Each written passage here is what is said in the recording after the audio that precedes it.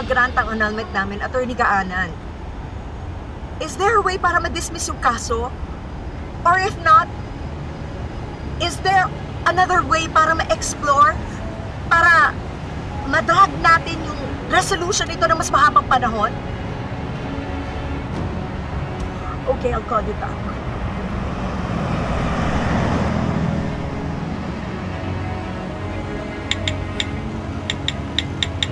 Hello, Mare?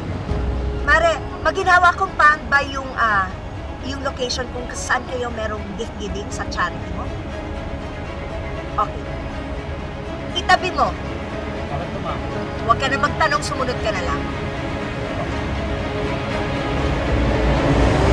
Kailan nagsimula itong katarungan sa kariton na initiative ninyo? At ano ang mga objectives ng inyong mga advokasya? Ito po, recently lang. Layunin po namin na mabigyan ng libreng legal na serbisyo ang mga mahihirap at i-educate po sila sa kanilang mga karapatan at saka po sa mga proseso ng batas.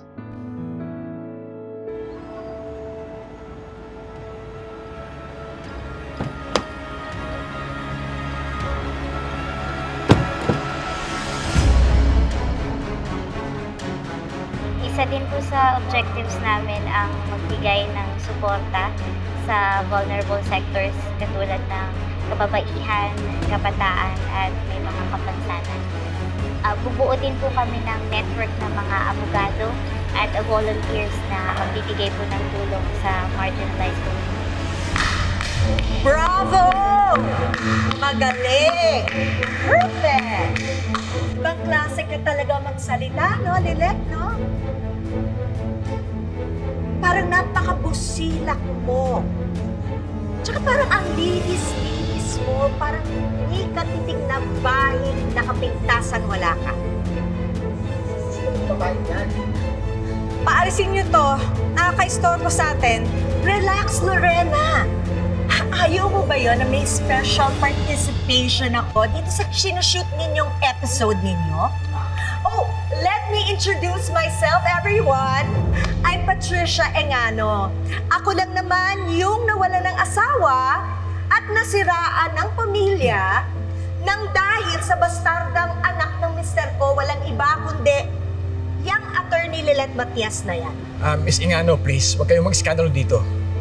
Tigilan nyo na si Lilet. Umalis na ho kayo. At bakit ako titigil? Ayaw niyo bang malaman ng buong mundo ang katotohanan? Sigurado mas tataas yung ratings ng episode ninyo pag nalaman ng buong mundo kung ano talaga ang nangyari at saka kung ano talaga yung tunay na kulay ng babaeng yan. Hindi ko naman hawak yung desisyon ni Sir Ramir eh. Kaya wag niyo akong sisihin kung iniwan niya kayo at nasira yung pamilya niyo. Alam mo, wag ka na magmalines, Lilet. Ikaw sumira sa amin ang asawa ko, kaya iniwan niya ang pamilya namin. Puro ka salita tungkol sa batas at saka sa katarungan, pero nasa ng hustisya sa paninira mo sa aking pamilya. Huwag kayong magpapauto sa babaeng yan. Isa yung ipokrita at kaplastikan lang ang pagiging mabait niya. Dahil wala siyang pakialam kahit sino yung masasagasaan niya. Wala siyang pakialam kahit sino pang saktan niya, makuha lang niya lahat ng gusto niya.